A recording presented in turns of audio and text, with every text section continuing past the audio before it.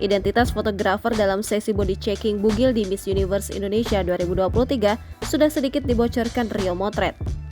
Ia menyebut bahwa fotografernya adalah perempuan dan punya jabatan cukup penting dalam kontes kecantikan tersebut.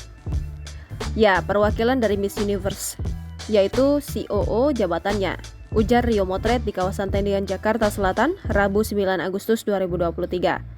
Sosok tersebut kemudian mengarah pada Safa Atamimi sebagai COO PT Capella Swastika Karya. Sejak awal jumpa pers Miss Universe Indonesia 2023, Safa Atamimi sudah diperkenalkan sebagai COO. Bahkan, sosial media yang diduga milik Safa Atamimi yakni @safa.atamimi sudah sempat disatroni oleh warganet yang menduga dirinya adalah sosok yang dimaksud oleh Rio Motret. Hingga saat ini tribunnews.com belum mendapat konfirmasi dari Rio Motret atau Safa Atamimi yang mulai menjadi terduga dalam polemik tersebut. Sekedar informasi, Miss Universe Indonesia saat ini diselenggarakan di bawah naungan PT Capella Swastika Karya dengan Poppy Capella sebagai CEO.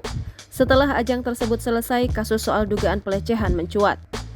Berawal dari unggahan Instagram Stories National Director Miss Universe Indonesia Bali Sali Giovanni.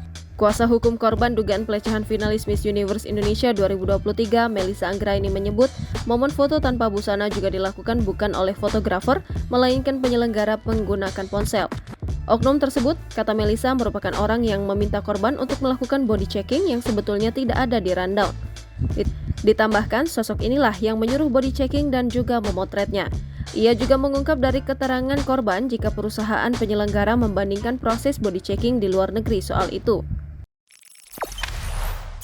Jangan lupa subscribe, share, komen, dan like ya!